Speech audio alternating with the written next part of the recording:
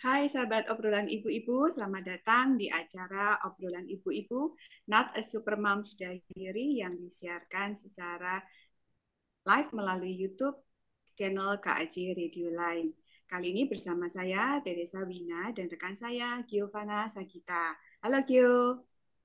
Halo Wina, halo sahabat obrolan ibu-ibu, apa kabar? Ya, malam ini kita akan membicarakan tentang panggilan sebagai istri idaman bagi keluarga. Nah, topik ini berangkat dari keluhan, curhatan, omelan, gerutuan para istri tentang suami-suaminya. Mungkin para sahabat obrolan ibu-ibu pernah mengalami suaminya misalkan melempar handuk basah ke ranjang atau habis baca koran, korannya digeletakin begitu saja. Nah, banyak sekali hal-hal kecil sampai besar yang seringkali bikin para istri itu jengkel. Hari ini kita akan bicara dengan seorang narasumber yang luar biasa tentang bagaimana sih menghadapi para suami ini. Nah, silakan Gio diperkenalkan siapa narasumber kita. Baik Wina, terima kasih. Sekarang sudah hadir bersama kita malam hari ini Suster Luciana OSU. Nah, baik, supaya kami dan sahabat obrolan ibu-ibu semakin mengenal Suster, boleh ya Suster diberikan perkenalan singkatnya, Suster tugas di mana, sudah berapa lama, kemudian karya dan pelayanan Suster saat ini. Silakan Suster. Oke, nama saya Suster Luciana. Saya seorang suster Ursulin. Saya ada di Malang dan baru saja pindah dari Yogyakarta tanggal 16 Juni 2023. Jadi tugas saya adalah pastoral. Saya sendiri adalah Suster Ursulin yang menggembalakan umat, terutama ibu-ibu, dengan konsultasi dan dengan pendampingan keluarga. Saya memakai pendekatan holistik, di mana saya tidak akan gampang memberi nasihat kalau saya belum mendengar dari dua belah pihak. Jadi saya di Malang masih baru, tapi karya saya ini memang sudah lama. Saya sudah 47 tahun Wow. menjadi Pengalaman Ursulin. banyak. Ya, jadi sejak muda saya lulusan teologi dari Yogyakarta, lalu ditugaskan untuk mengajar. Pernah di SD, SMP, SMA, dan juga pastoral mahasiswa. Nah, itulah background saya. Saya juga pernah ditugaskan menjadi komisi liturgi KWI Ya. 2 periode. Begitu Ibu Gio Iya, terima kasih perkenalan Suster saya. Luciana untuk perkenalannya. Dan terima kasih juga untuk kesediaan Suster malam hari ini untuk hadir bersama kami, untuk sharing dan berbagi. Mendengar background apa karya pelayanan Suster, ini nampaknya sangat cocok ya Win ya dengan topik obrolan kita malam hari ini. Ya, 40 tahun mendampingi keluarga-keluarga ya suster ya, terutama ibu-ibu Ya, pasti yang banyak ngomel dan ya inilah itulah gitu ya suster. Nah, ya, suster, kita ini kan sering ya kalau lagi kumpul-kumpul sama teman-teman ibu-ibu gitu cerita-cerita, ada yang cerita suaminya ini beginilah, begitulah, ada yang bilang suamiku itu orangnya diem aja gitu. Kalau nggak diajak ngomong, diem aja gitu. Macam-macam ya suster ya. Kalau Gio gimana Gio? Ada cerita apa Gio? Kalau yang saya pernah dengar dari keluh kesah sesama ibu-ibu gitu ya Win ya, itu ada juga suami yang sangat egois katanya. Selalu tuh maunya menang sendiri. Pendapat istri itu kayaknya tuh nggak pernah didengerin. Kalau istri mengusulkan sesuatu, pokoknya harus mengikuti keputusan suami gitu. Jadi biarpun istri sudah memberikan alasan-alasan atau pemikiran yang masuk akal, itu pasti ditolak dan tetap kekeh dengan kemauannya. Capek juga ya Win kalau egois seperti itu. Iya, nggak bisa ini ya, nggak bisa usul apapun ya Gio ya. Iya, Ada lagi teman saya, suster. Dia itu suaminya dokter. kerjanya itu ya dokter beneran, dokter-dokter terus gitu sampai kadang-kadang tuh dia punya, jadi dia kerja di rumah sakit, tapi dia juga punya tempat praktek sendiri. Lalu sering kadang-kadang tuh nginep di tempat praktek. Nah, keluarganya kalau menurut istrinya itu, menurut teman saya agak-agak kurang diperhatikan gitu, suster. Nah, Wah, Win, kalau dengar profesi dokter, setting rumah sakit gitu ya, Win, aku jadi inget sama drama Korea, Win, yang judulnya Dokter Cha. Jadi ada juga satu yang dokter wanita ya, si dokter Cha ini, dia udah mengabdikan hidupnya tuh 20 tahun untuk merawat anak, suami, mengabdi ke mertuanya juga. Tapi ya seperti kurang dihargai gitu ya. Dan di satu titik itu si dokter Cha ini merasa bahwa hidupnya ini cuma sekali dan ingin kembali berprofesi jadi dokter gitu, Win. Seru juga, Win, drama Koreanya. iya, banyak pasti yang nonton drama Korea ya. Nah, suster, kan banyak ya, maksudnya kita tuh punya harapan-harapan, suami itu mbok ya begini, suami itu mbok banyak kayak tadi, banyak ngomong sedikit aja gitu, atau suami itu mbok dengerin toh, kita punya usulan gitu, mbok didengarkan. Tapi ya banyak yang nggak sesuai dengan harapan kita, suster. Nah, tapi kita kan tadi sesuai tema, kita ingin juga menjadi istri yang idaman. Boleh dong, Suster kasih tips atau saran apa nih Suster bagi kami? Ya, baik. Saya mulai saja dulu mengingatkan kalian semua yang mendengarkan atau yang bersama-sama di sini untuk mengingat lagi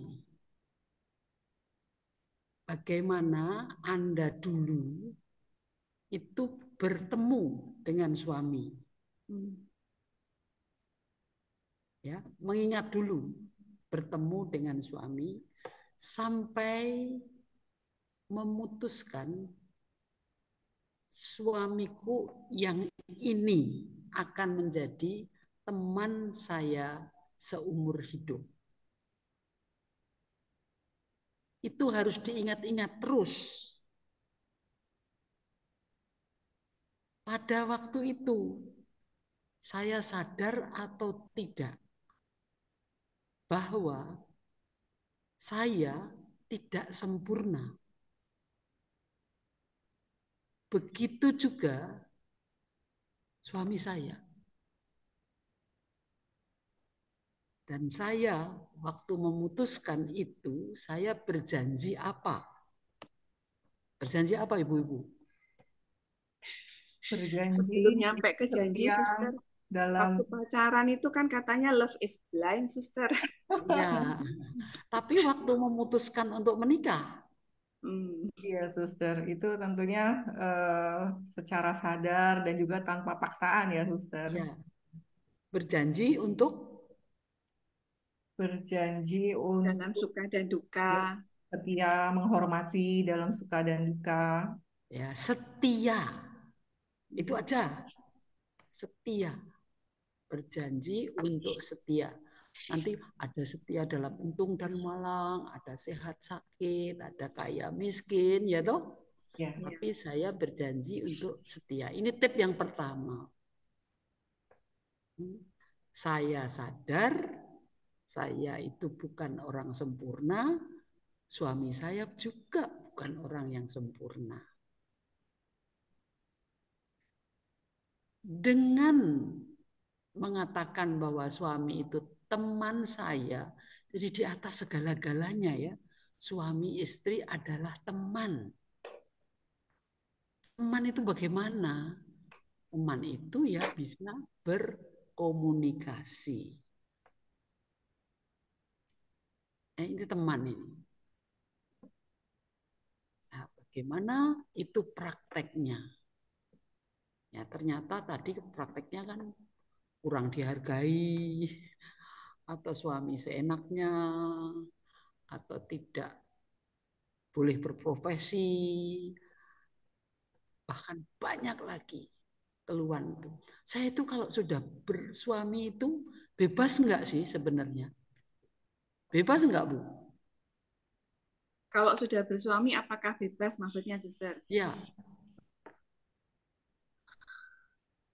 Bebas, bebas mengembangkan dirinya, tapi tetap harus ingat kewajibannya, Suster? Kalau Ya, menurut saya bebas, tapi sudah lebih terbatas ya, Suster, karena harus meminta persetujuan suami juga untuk setiap keputusan kita. iya. Jadi kita tetap bebas ya. Bukannya kita itu terus terikat, tidak boleh apa-apa itu bukan. Kita itu tetap bebas. Tetapi sekali saya membuka mata terhadap orang itu, saya tutup mata terhadap yang lain. Kacamata kuda Membuka ya, mata, Suster? membuka Ya, mata pokoknya terhadap suami gitu, Suster ya. ya, saya sudah memilih ini satu ini. Whatever will be. Saya tutup mata terhadap yang lain. Jadi saya fokus nih.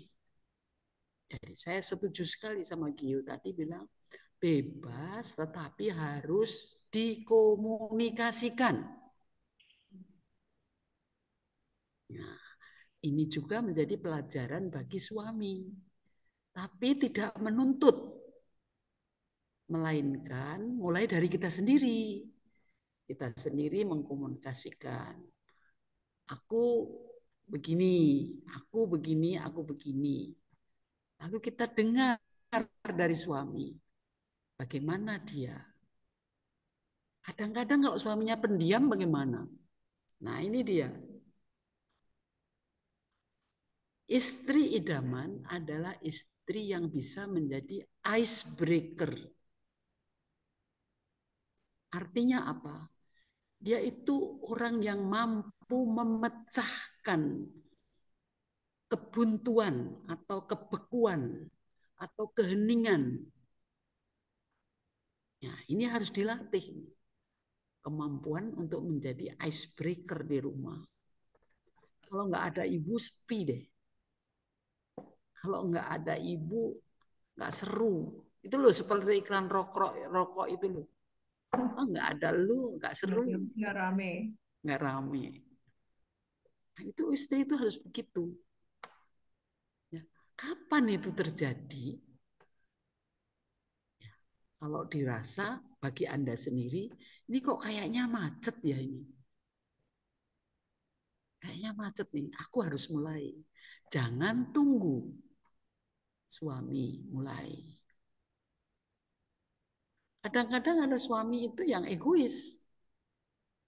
Dia sudah kerja, sudah capek, maunya sampai di rumah itu ditungguin sama istrinya.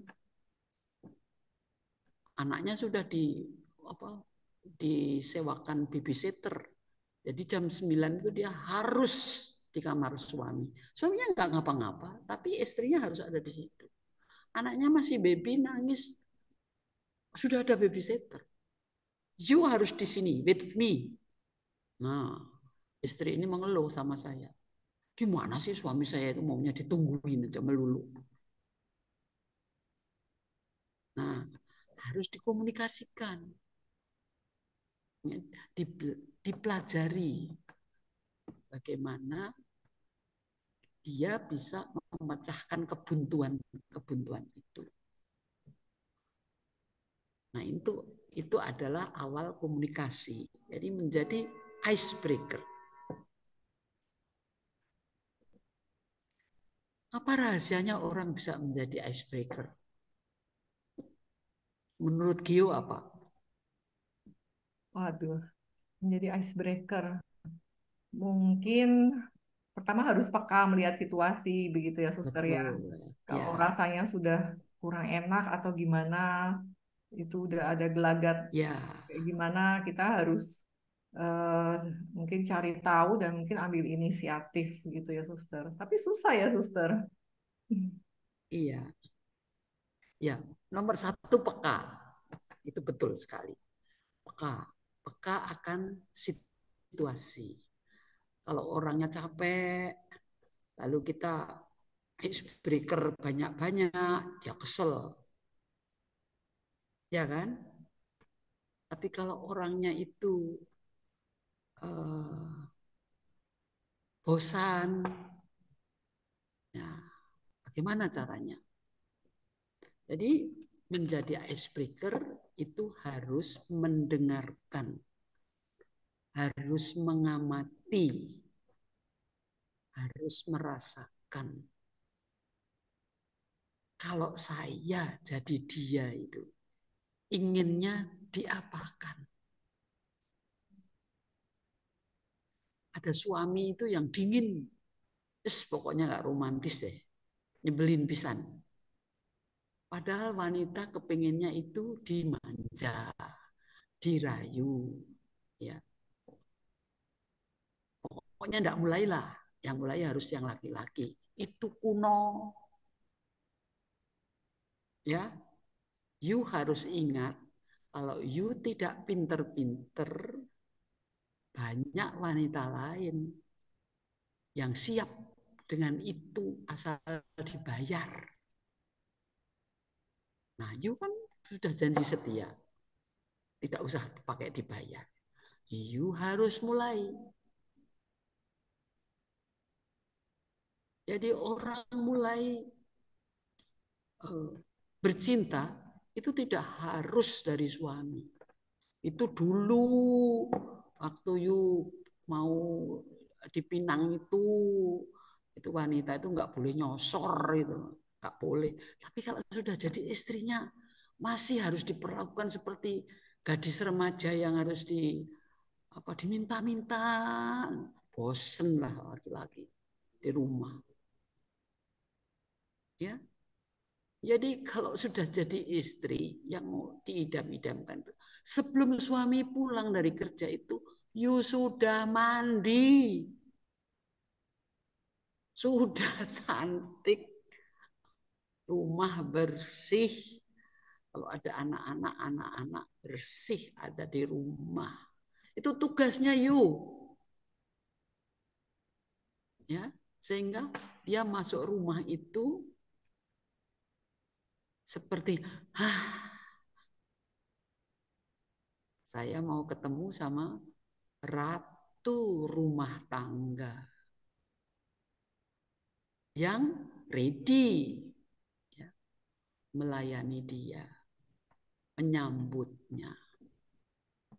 Sampai di sini apakah Anda merasa bahwa harga diri Anda turun? Kalau Anda melakukan itu. Turun apa tidak, Gio? Semestinya sih enggak ya, Suster ya. Cuma kadang kita Enggak ya? terlupa gitu karena dalam rutinitas Enggak harian, toh? kesibukan.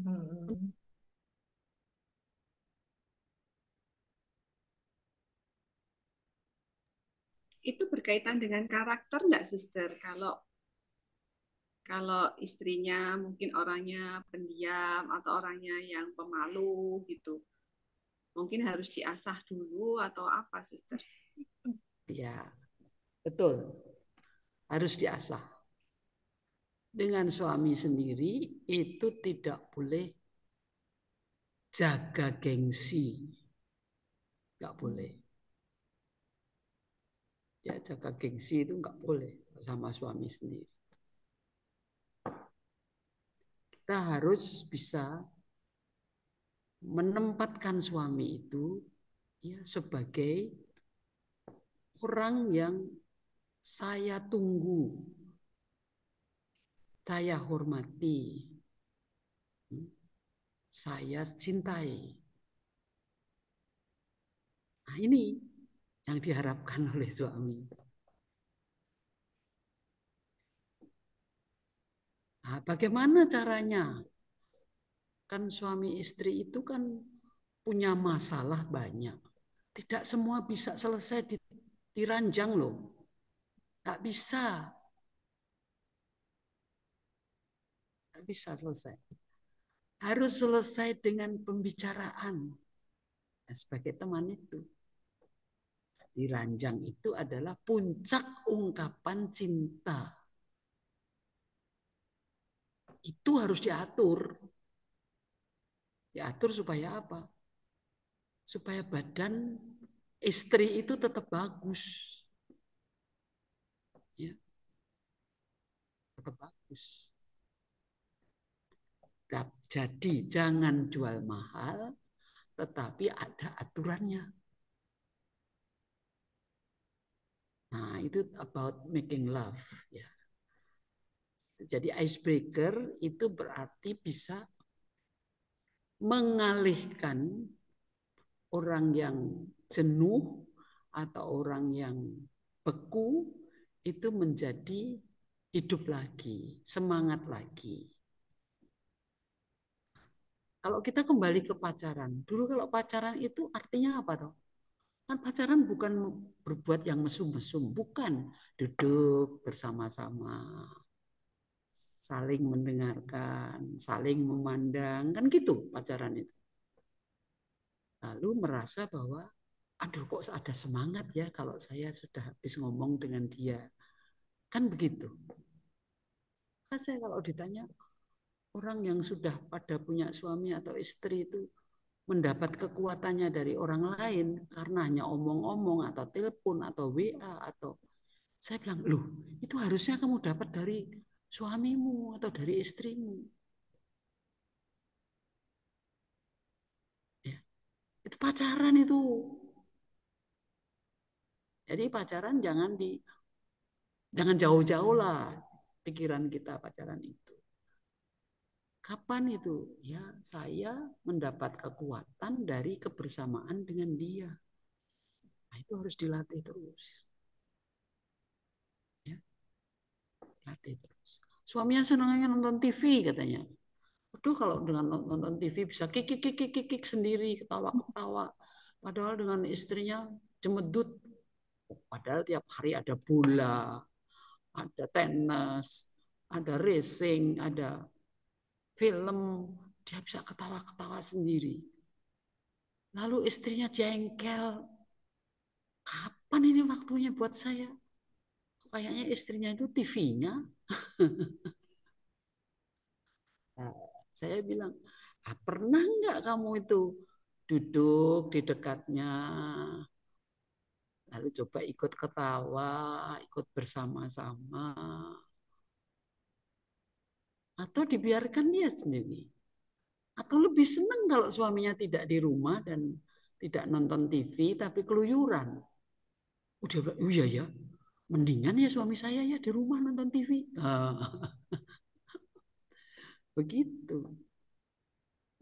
Jadi ada berbagai macam trik sebetulnya ya untuk membuat suami itu merasa ditunggu, dicintai, dihormati. Kalau mau tidur dulu harus pamit. Saya capek, tidur dulu ya. Gitu caranya. Kalau bangun harus duluan bangunnya. Nah, ini trik-triknya ini. Bangun, lipat selimutnya sendiri. Nah, nanti kan itu akan mengundang dia untuk bangun. Sampai sini ada sesuatu yang perlu ditanyakan. Kalau tadi suster kan katakan mesti setia, mesti peka, mesti menjadi icebreaker gitu ya suster. Kalau kita kembalikan ke tadi permasalahan yang awal, yang keluh kesah, kebutuhan para istri. Kalau sampai ini mungkin suster masih ada di belakangnya, tapi kalau sampai di sini tuh, nah seolah-olah kok kayaknya kok kita nih yang mesti begini begitu, kita yang masih harus bertugas ini itu supaya suaminya happy gitu. Nah ini kan mungkin belum menjawab yang tadi, bagaimana kalau kita supaya menghadapi suami yang dengan A sampai Z, besar kecil, huruf besar, huruf kecil, kejengkelan itu. Nanti mungkin ada lanjutannya ya suster ya. Ya, ya tentu saja. Tentu saja kalau kita mau mengubah suami, itu tidak bisa menuntut suami itu berubah. Yang bisa berubah itu saya. Yang bisa berubah itu saya. Jadi kalau suami Anda itu menjengkelkan dan mau diubah, strateginya adalah yang diubah itu Anda. Nanti pelan-pelan itu akan mengubah suasana. Orang itu seperti apa itu ya? Batu. Itu kalau ditetesi air, itu Pelan-pelan ya. lama-lama batu itu akan ya legok gitu, akan terkikis oleh air itu. Mengapa batu-batu di kali itu menjadi bulat-bulat? Karena dia dikikis pelan-pelan oleh air itu. Karena dia bergesekan dengan batu lainnya. Begitu juga manusia. Jadi kalau mau mengubah, kuncinya bukan kamu itu harus begini-begini. Bukan. Saya yang harus melakukannya. Saya bukan menyalahkan perempuan, bukan. Tapi ada banyak laki-laki yang berubah setelah istrinya mengakui apa fungsi suami. Misalnya istrinya kerja, gajinya lebih gede dari suami. Wah, itu bisa suami itu bisa minder luar biasa. Luar biasa itu. Nah, bagaimana caranya? Seorang istri yang bekerja tapi dia masih tetap menempatkan suami supaya dia tidak minder. Bagaimana? Ada itu suster teman saya, jadi istrinya gajinya lebih besar, tapi dia sudah ngasih, jadi semua gaji itu dia yang pegang suaminya, suster. Tapi suaminya tuh tetap galak loh, suster. Tetap Nah, galak. tetap galak dan istrinya ini tapi untungnya ya nurut sambil ya ada ngomel, tetap ngomel. Cuman ya itu dari gaji yang dia serahkan ke suami itu aja kan sudah luar biasa ya, suster ya. Iya, iya. Jadi suami itu butuh pengakuan. Sebelum dia jadi tidak bekerja atau bekerja tapi pekerjaannya kecil, itu dia pasti sudah pernah berjasa. Entah dia membikinkan rumah, entah dia membelikan mobil, entah dia menyekolahkan anak, pernah berjasa. Itu harus diakui. Itu harus diakui dan itu harus apa ya diungkapkan pengakuannya itu bahwa yang kau buat itu sudah cukup. Kekurangannya aku coba untuk melengkapi.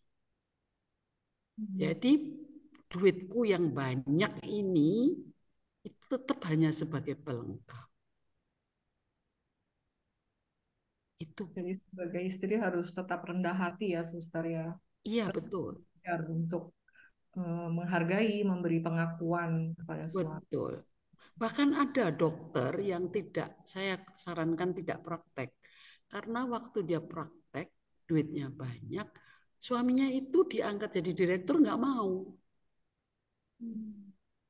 Karena dia merasa jadi direktur, nanti anunya berapa, capek. Istrinya aja sudah lebih. Tapi dia dalam keminderannya itu, saya bilang sama istrinya, berhenti praktek, berhenti nyetir. Jadi ibu rumah tangga, mau nggak? Pada waktu golden age dari anak-anaknya, membutuhkan sentuhan seorang ibu. Pasrahkan itu pada suamimu. Suaminya mau loh diangkat jadi direktur. Suaminya mau jadi sopir.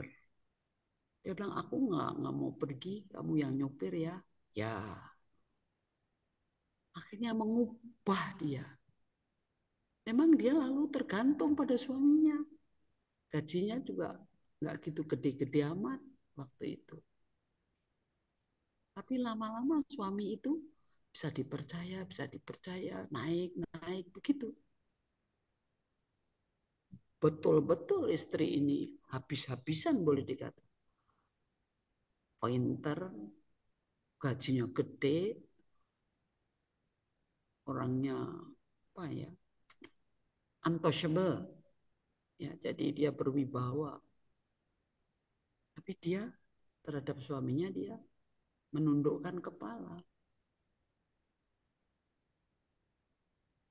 menyerahkan diri untuk diurus. Kalau belanja yang pilih suaminya. Dia tunggu, ternyata suaminya kalau pilih bagus-bagus, lebih bagus dari dia. Belanja itu yang bagus-bagus. Seperti itu. Ya, jadi inilah trik bagaimana seorang istri itu bisa memenuhi cita-cita suami, mencari pendamping. Nah, ini. Ya, di Alkitab jadi tiba-tiba kok ingat ada ayat yang katanya istri-istri harus taat atau takut pada suami ya, Suster. Iya. Lalu kalau contoh Suster tadi kok jadi tiba-tiba ingat kalau biji tidak mati ya tinggal biji. Iya.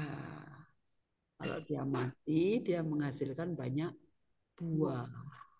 Nah ini, jadi walaupun suami itu lemah, ya, menyebalkan boleh dikatakan, tapi dia orang yang harus saya kurangkan. Saya harus dampingi dia berkembang. Iya, Suster. Kadang-kadang ada suami pemalu. Ayo, suaminya pemalu. Kalau lihat orang dia seperti siput tuh masuk lagi. Ya, kita harus mengatasi. Kita menjadi orang yang harus pemberani. Ayo, nggak apa-apa. Nah, itu.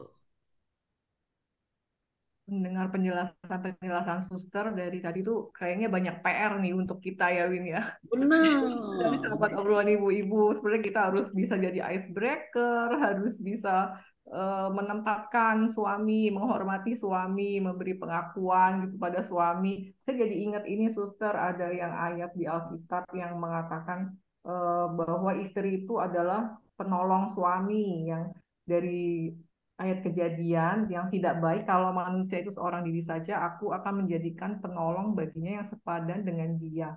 Jadi sebenarnya mengapa sih Suster harus wanita yang menjadi penolong, nggak kebalikan gitu? Padahal Oh, secara fisik wanita ini lebih lemah daripada pria. iya.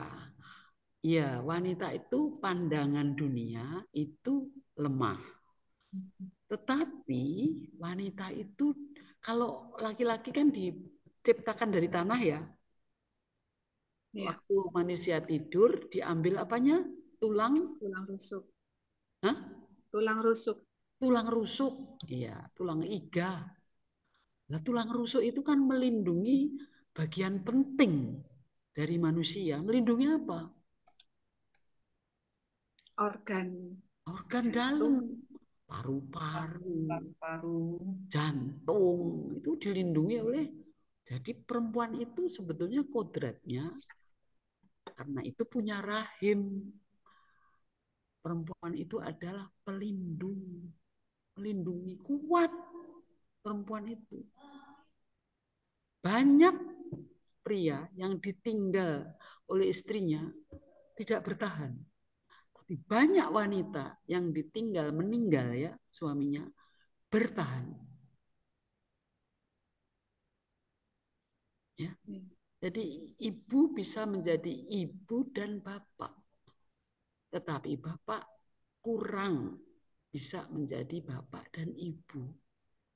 Ada yang bisa, tapi kebanyakan sulit karena bapak tidak bisa masak, tidak bisa nyuci, tidak bisa bersih-bersih rumah. Dia bisanya hanya bekerja, mencari uang. Nah, ibu-ibu ini yang tugasnya itu tadi melengkapi. Kalau uang segini ya dicukup-cukupkan. Caranya gimana? Ya pakai amplop. Gajian kan cuma 1 kali sebulan. Bagi 31. Sebelum bagi 31, ya disisihkan dulu untuk listrik lah, untuk telepon lah, untuk transport lah, untuk sosial lah. Nah, itu ibu itu yang bisa. Bapak jangan diminta begitu, membagi-bagi itu nggak bisa. Coba uang 5.000 di tangan Bapak, dapat combro 1.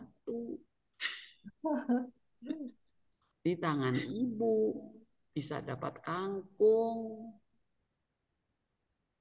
ya, bisa dapat kangkung, bisa dapat tempe. Betul enggak? Ya, jadi bahan-bahan yang dibeli ya, Suster. Kalau Bahan yang Bapak belinya dibeli jadi. bisa dimasak. Ya, uang di tangan laki-laki sama di tangan perempuan tuh lain.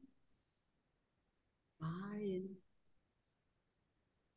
Nah, jadi kan perempuan itu kan luar biasa ya. Yang dianggap lemah itu sebetulnya menyimpan kekuatan. Bahkan Allah sendiri dianggap diberi nama Maharahim.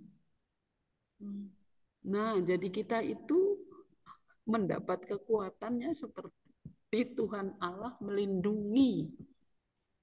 Seperti ibu melindungi anaknya, begitu Tuhan Allah melindungi manusia. Kerahiman Allah yaitu dengan mengampuni. Artinya apa? Memberi kesempatan baru. Itu mengampuni. Nah, Allah itu Maha Rahim. Maka perempuan itu harus bisa mengampuni. Nah, ini kalau suami menjengkelkan jangan dibalas dengan muka cemberut, nah, tidak akan ada hasilnya. Harus mengampuni. Sampai sini gimana nih? Apa itu berarti kita kalah? Mengampuni itu kalah atau menang? Terlihatnya seperti kalah ya, Suster.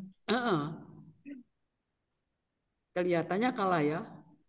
Tapi sebetulnya dia memberi kesempatan. Jadi lebih besar hati itu sebenarnya ya. iya, yang dikalahkan bukan orang lain, yang dikalahkan adalah diri sendiri. Ya, mengalahkan orang lain itu gampang, tapi suasananya jadi nggak enak. Mengalahkan diri sendiri itu susah, tapi suasananya jadi enak. Wah, kalau gitu hidup itu hanya kurban aja ya.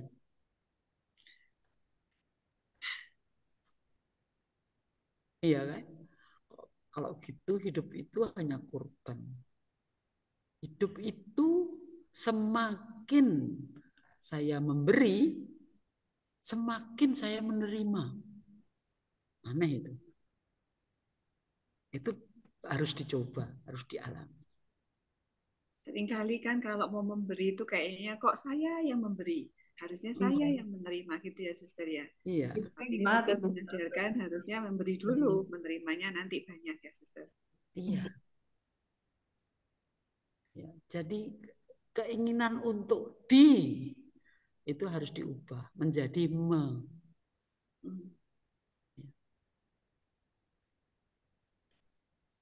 Pernah melamar suami enggak? Saya itu pernah melamar Yesus soalnya. Saya dalam doa saya pergi ke rumahnya Maria. Saya ketemu Bunda Maria itu sedang bekerja.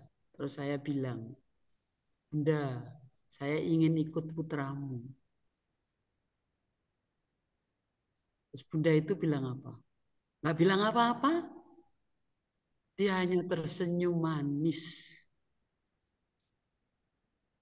Terus dia bilang, itu loh, Yesus sedang berdoa. Saya tunggu, saya bilang. Terus Yesus itu membuka pintu, dia menoleh kepada saya. Rupanya dia dengar. Aku mau ikut putramu itu, dia dengar. Terus dia tanya saya gini, betulkah begitu? Nah, teks Injil mulai muncul. Bukan kamu yang memilih aku, tapi aku yang memilih kamu. Wah, setelah doa itu, saya nggak pernah berpaling dari Yesus. Saya fokus. Saya sudah buka mata, buka telinga, buka hati untuk Yesus. Saya tutup mata, tutup hati, tutup telinga untuk manusia. Jadi saya sebagai suster, ya terus terang saya itu belum pernah ya merasakan bahwa pengen pulang atau aduh kok berkorban terus atau kesepian. Saya fokus.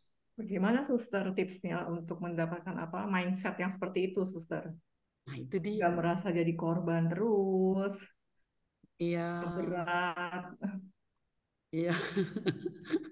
Jangan merasa menjadi korban ya. Victim gitu itu, aduh pahit sekali itu merasa jadi korbannya. Ya. Bahwa dalam hidup berkeluarga itu ada suka dan duka. Itu seperti tanaman yang sedang dicangkul atau dirabuk. Ya. Supaya apa? Supaya keluarga itu subur. Ya. Jadi sebetulnya makin banyak ujian, makin kita itu menjadi sakti.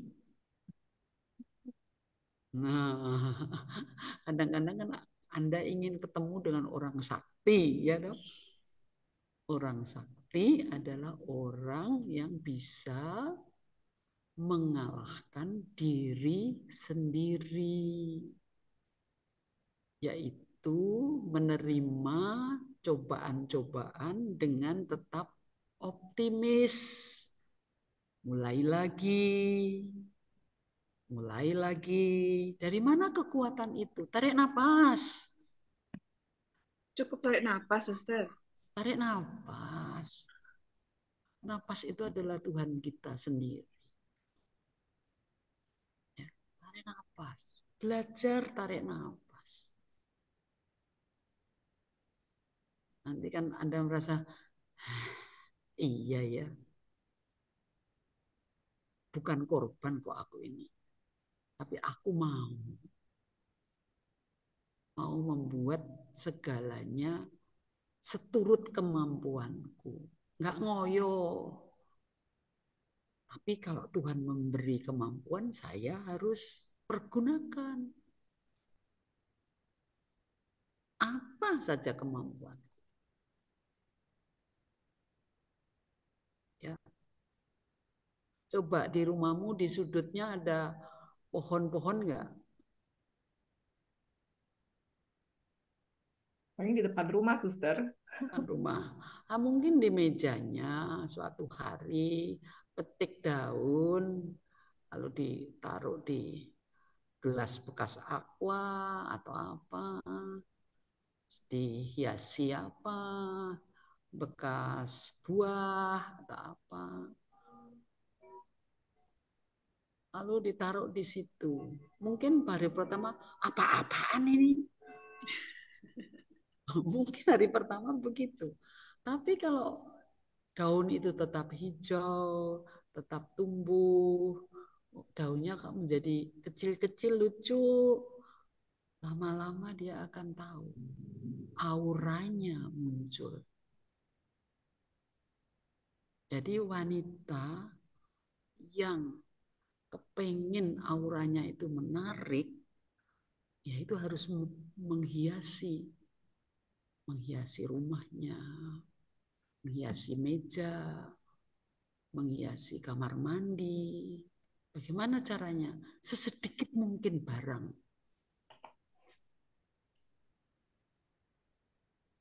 Ya, sesedikit mungkin barang. Tak usah banyak-banyak. Ya, tapi ditata yang baik. Kalau barangnya banyak kan nata itu kan capek. Kalau barangnya sedikit bisa. Minimalis ya, Suster. Iya. Jadi barang yang tidak dipakai masukkan di apa? Masukkan di dus atau masukkan di koper atau masukkan di lemari. Tapi pokoknya yang kelihatan tuh sedikit aja. PR Piring itu lagi, juga Suster. perlunya cuman berapa? Harus rajin beres-beres ya, Suster. Iya. PR lagi. Gio, kita mesti buka rekaman yang dulu yang beberes rumah, Gio. Beres rumah. Kami dulu pernah rekaman tentang cara berberes rumah ala orang Jepang, Suster. Oh ya. Oh gitu. Iya. Tapi benar, Suster, ponakan saya ya. Mungkin karena dia tinggal di luar negeri, dia kalau belanja peralatan tuh benar-benar dia pikir ini untuk apa. Jadi misalkan satu wajan atau satu panci dia pikirkan untuk ini untuk menggoreng, ini untuk sekaligus merebus. Jadi sedikit sekali peralatan yang dia punya, Suster. Tapi pasti kepake gitu. Dan kalau masak, misalnya masaknya diulek ya. Begitu ulek-ulek itu, begitu ulek-ulek itu, langsung mau digoreng toh. Pengulekan itu langsung dicuci. Jadi bukan dikumpulkan dengan nanti piring, wajan, apa-apa. Bukan. Satu-satu itu dicuci, taruh Iya. tempatnya lagi. Jadi tidak makan tempat. Dicuci. Lalu baju itu juga setiap mandi harus nyuci. Aku itu setiap mandi nyuci. Baju dalam, ondrol, hem, kurang-kurangnya 4 potong. Itu baru saya. Anda kan punya suami, punya anak-anak, ya dok.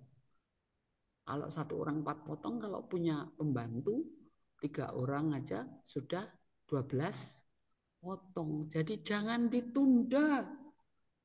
Cucinya 2 hari sekali. Waduh, menjadi capek. Kelihatan numpuk malah capek kelihatannya ya, Suster. Iya. Jadi teratur. Seperti makan teratur 3 kali. Cuci juga harus teratur.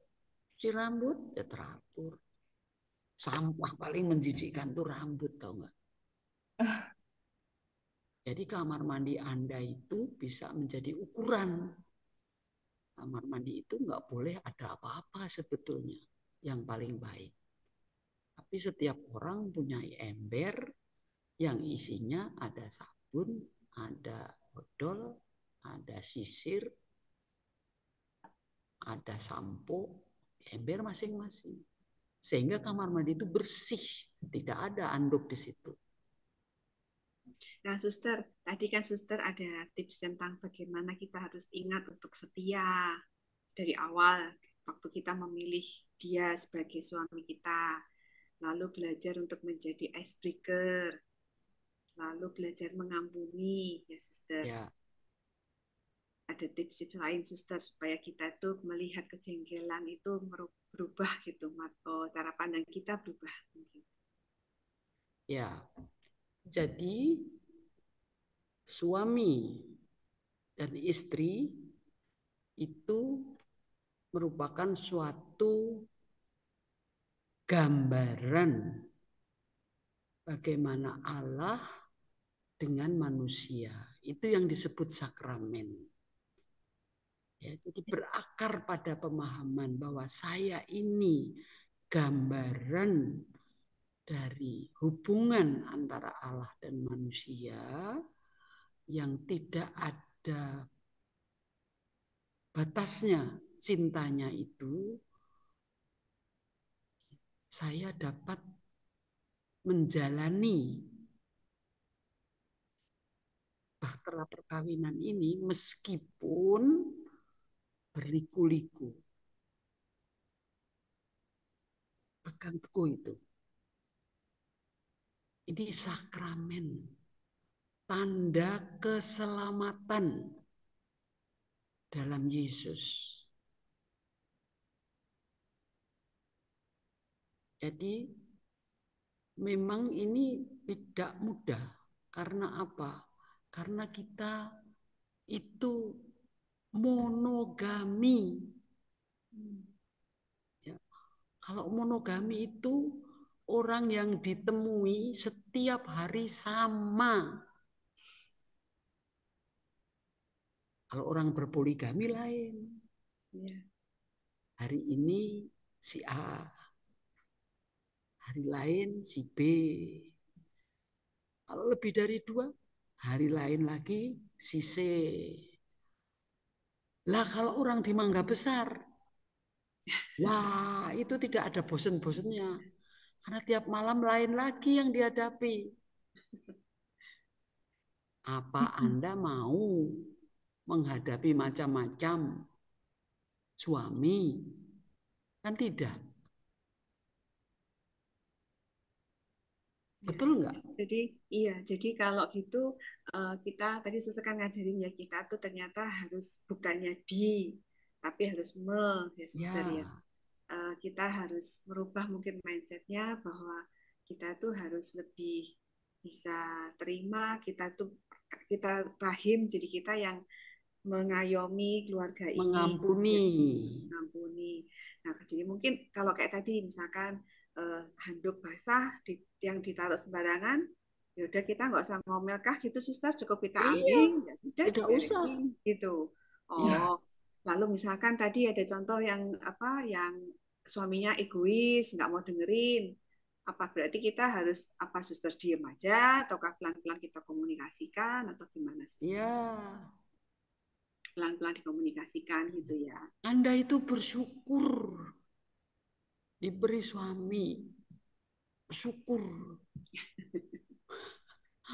Banyak orang yang merindukan seperti itu. Ya, banyak itu. Hanya kita bagaimana merawat pemberian itu. Nah, itu yang menyebabkan kita itu bisa bertahan. Ini sakramen ini. Tanda keselamatan. Cerita sama suster ini nggak habis-habis ya, Gio. Iya, Menutup sebelum kita sampai ke kesimpulan, minta suster kasih kesimpulan. Mungkin Gio mau tanya satu pertanyaan, Gio. Oh iya, iya terima kasih Suster. Kita sudah diingatkan lagi Suster bahwa gambaran hubungan suami dengan istri itu seperti hubungan Allah dengan manusia yang sangat mengasihi manusia ya Suster ya. Ya. Kita harus selalu ingat akan janji pernikahan kita di hadapan Tuhan ya Suster. Iya. Suster, saya pernah membaca satu penjelasan tentang pernikahan Katolik. Ada disebutkan bahwa tugas suami istri sebagai orang tua jika dikaruniai anak-anak, tentunya suami menyediakan kebutuhan anak-anak mereka, mendidik mereka dalam kasih dan takut akan Tuhan. Sedangkan seorang ibu harus lebih eh, memberikan pendidikan agama pada anak-anaknya, Suster. Dan jika ibu ini lalai atau terlalu sibuk dengan urusan di luar rumah, itu nantinya harus mempertanggungjawabkan sikapnya ini di hadapan Tuhan. Bagaimana menurut pendapat Suster? Maka memang pendidikan agama itu tanggung jawabnya lebih ke ibunya. Iya. Mengapa begitu? Mengapa begitu? Karena ibu itu yang mengandung. Ya, kita harus mengingat bagaimana waktu mengandung anak itu. Bandingkan dengan Maria waktu mengandung. Maria waktu mengandung pergi mengunjungi Elizabeth. Ya toh? Mengunjungi itu baik enggak? Baik, Suster. Baik sekali toh. Jadi perbuatan baik itu ternyata dirasakan oleh anaknya. Itu anak Elizabeth itu melonjak kegirangan menyambut Yesus yang ada dalam kandungan. Nah, dari situ sebetulnya mengapa peran ibu terhadap anak itu begitu besar. Apa yang dilakukan oleh ibu itu berdampak kepada anak. Ya, jadi kalau masyarakat itu jelek itu banyak yang disalahkan tuh wanita. Iya. Iya, banyak yang disalahkan tuh wanita karena memang yang mengandung itu ibu. Makanya kalau anaknya berhasil,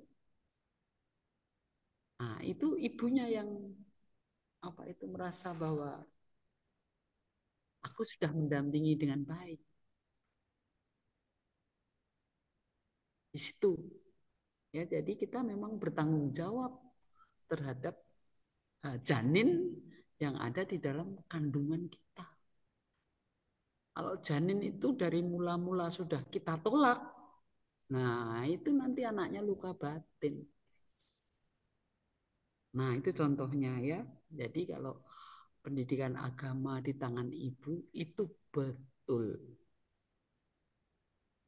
Coba di dalam gereja yang banyak perempuan apa laki-laki. Ibu-ibu di atas 40-50. Yang di lingkungan. Iya. Iya kan? Itu memang wanita itu memang kodratnya begitu. Laki-laki itu ya para romo, para buder itu memang panggilan khusus ya. Tapi laki-laki pada umumnya itu tidak banyak yang mau aktif, yang mau itu. Wah, nyari ketua lingkungan aja susah, kata Romo Pak Robi. Nyari diakon susah. Semuanya bilang, wah saya nggak pantas, saya sibuk, saya. Jadi Ya, sebenarnya Jadi nggak usah terlalu kebetulan khawatir ya Win kalau banyak suami-suami yang kurang kurang peduli, kurang prioritaskan hal-hal kerohanian. banyak iya, temennya. iya betul. Baik, Suster, mungkin sebelum kita tutup, Suster bisa kasih sedikit saran sedikit pendek atau kesimpulan apa, Suster, untuk kita sebagai istri supaya bisa menjadi istri idaman bagi keluarga, Suster. Oke. Menjadi istri adalah suatu panggilan. Karena itu Anda mensyukuri bahwa Anda diberi kekuatan untuk menjawab panggilan itu. Syukurilah. Anda harus memberikan kepada keluarga afirmasi atau peneguhan. Ya.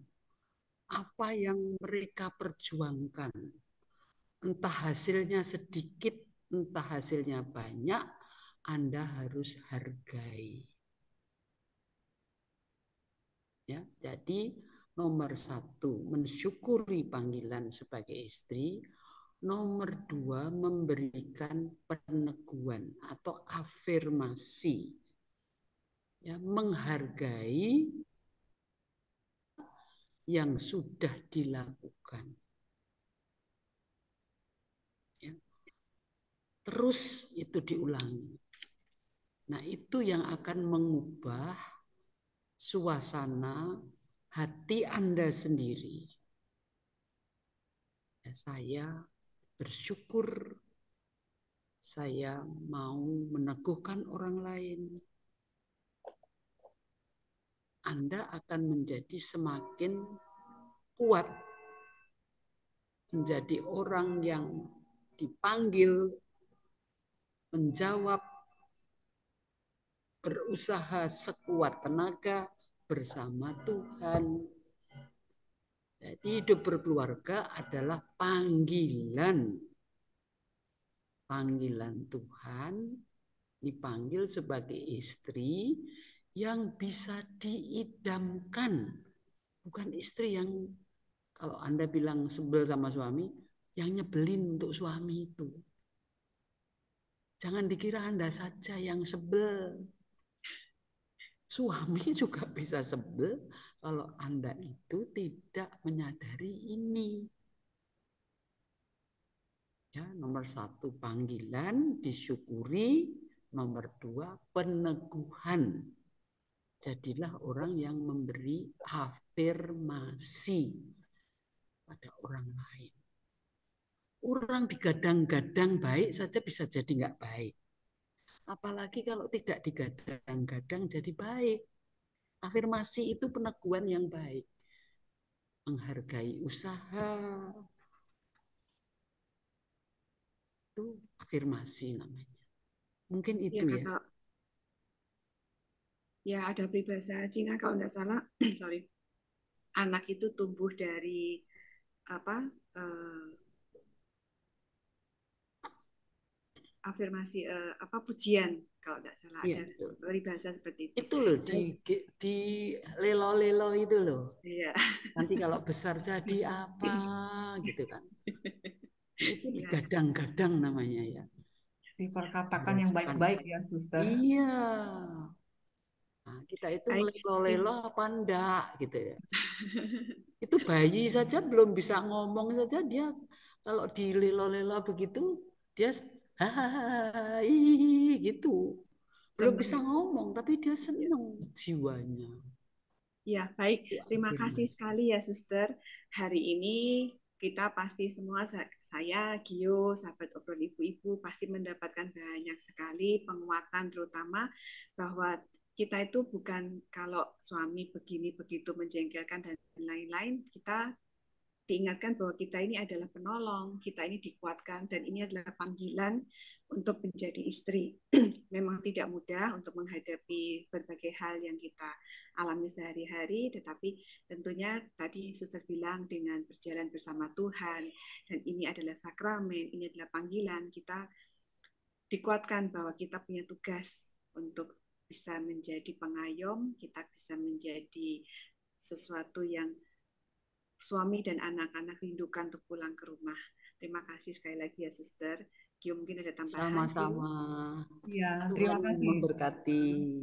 Terima kasih Suster Luciana sudah mengingatkan kita kembali bahwa menjadi istri adalah panggilan hidup yang mulia ya Suster ya. Dan tentunya karena kita manusia yang serba terbatas, sangat banyak kekurangannya, kita tidak lupa selalu meminta rahmat Tuhan untuk memampukan kita menjalani setiap tantangan dalam hidup rumah tangga.